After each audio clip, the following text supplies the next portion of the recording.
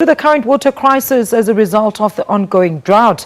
Now, the district has recently been declared a drought disaster area as temperatures continue to soar into the 30s and 40s and all sources of water dry up.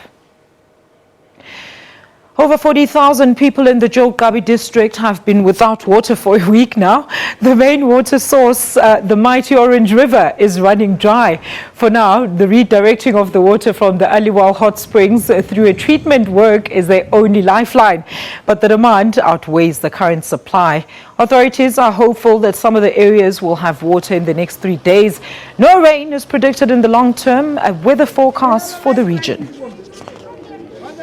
And now to speak more on the story, we're very pleased to be joined on the line by reporter Busi Jimsana. Busi, festive greetings to you, season's greetings. Now, the Minister of Water and Sanitation was in the Eastern Cape on this very same issue. How is it that now 40,000 people still haven't had water for a week? Well, when the Minister Alicia visited the Eastern Cape, she visited the rural town of Tuitwa, which is also known for having these problems of not having water for some time. Now another part, which is the Joe Gqabi district municipality, is facing a crisis of a water crisis resulting from the Orange River, which is the longest river in the country, running dry.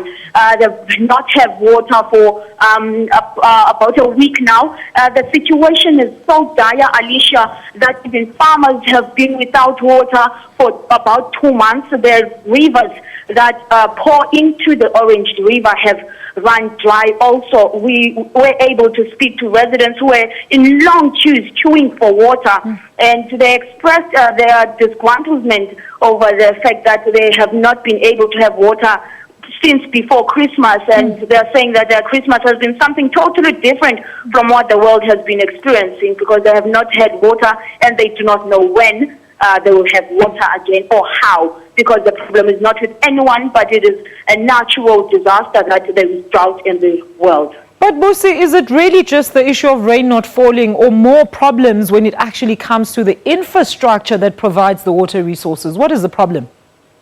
Well, in our north where we were, Alicia, the major problem is the drought, but one of the other challenge in trying to try and come up with solutions to the problem is that water cuttings are expensive. When we're talking to the municipality, they said that it's expensive to cut water.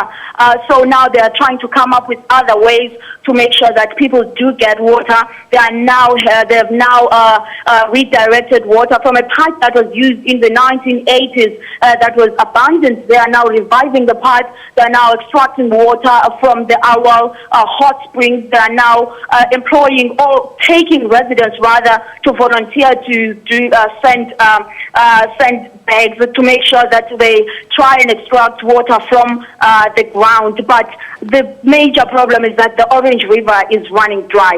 Rivers pouring into the Orange River are also running dry. And now they're trying by all means. We did see some innovative steps being taken by the municipality, but residents are frustrated. At times they do not know if the water is purified or not, because there was a problem recently of the drinking water being brown than the water that they were given to clean their toilets and households and linens. But with the help of some farmers in the area, they were able to distribute water to some parts of the areas.